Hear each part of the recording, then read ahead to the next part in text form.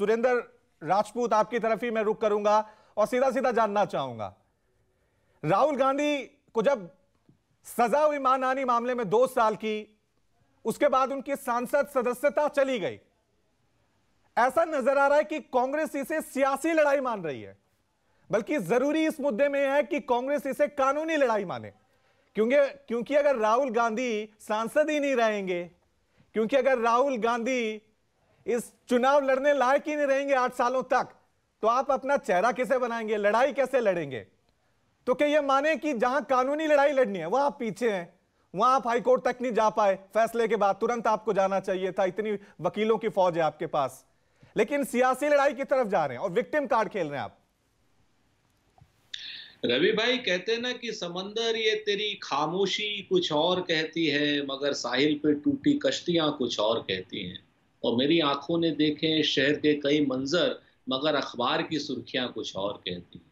आप कहते हैं इसे कानूनी लड़ाई, कानूनी लड़ाई तो हम लड़ेंगे, लेकिन है ये राजनीतिक लड़ाई और बदले की भावना की लड़ाई। ये ऐसी लड़ाई है जिसमें डरपोक भारतीय जनता पार्टी कानून के कुछ लूप होल्स का सहारा लेकर के एक ऐसी आवाज को दबाना चाहती है जो मोदी अडानी भाई भाई के रहस्योद्घाटन कर रहे हैं, जो चाहती नहीं है भारतीय जनता पार्टी की संसद में मोदी अडानी भाई भाई की बात आए, जो पार्टी चाहती नहीं है कि इनका ये कच्चा चिट्ठा खुले, जो चाहती नहीं है पार्टी कि जो मोदी अडानी ने के जो 20,000 करोड़ की शेल कंपनियां जो पैसा लगाए अडानी जी के ग्रुप में, वो कहां से आया, कैसे आया, किस तरफ से आया, वो सब बोला ना जाए। आप चुप रहिए।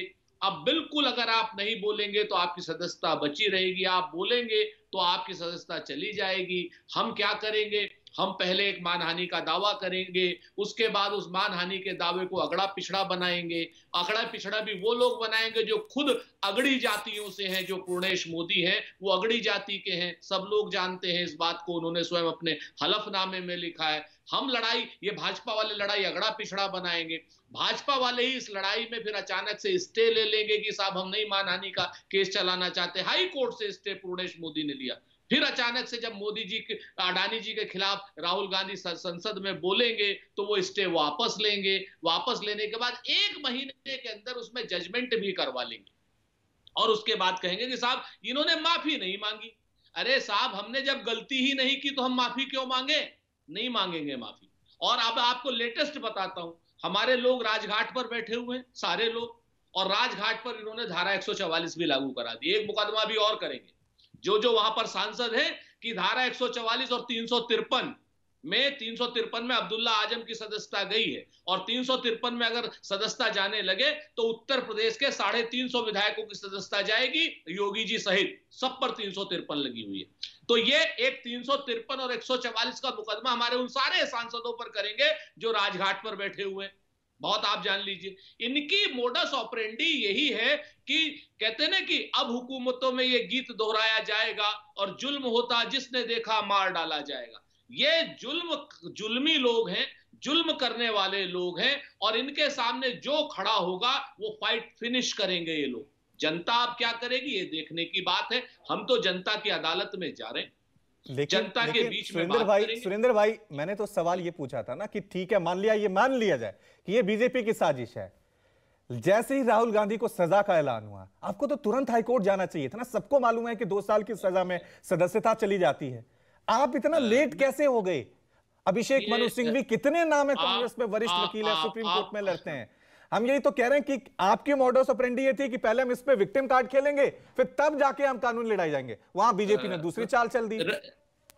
रवि भाई, ऐसा है ना, चूंकि आप बिल्कुल निरपेक्ष प्रस्तोता हैं, एक एंकर है, इसलिए मैं आपको बताता हूं, वरना बाकी सब लोग इस बात को भी विक्टिम कार्ड खेल रहे हैं और भारतीय जनता पार्टी की तरफ से खेल रहे हैं।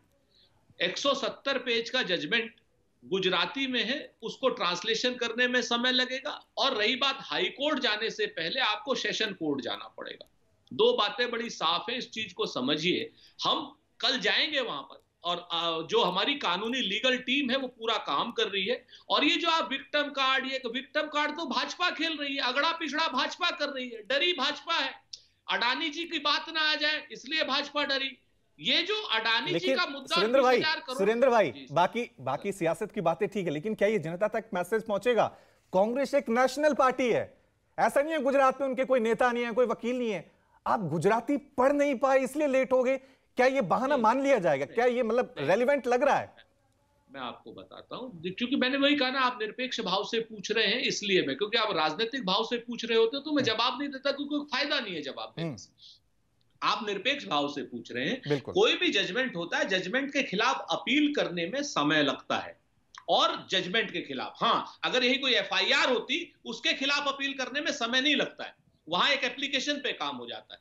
जजमेंट के खिलाफ अपील करने में समय लगता है रवि भाई, और उसका समय हम लेकर के जितनी जो हमें अपील करनी है उसके कील कांटे दुरुस्त करके तब हम अपील दाखिल करेंगे, ताकि भारतीय जनता पार्टी के लोग इसमें कोई कमी ना निकाल पाए।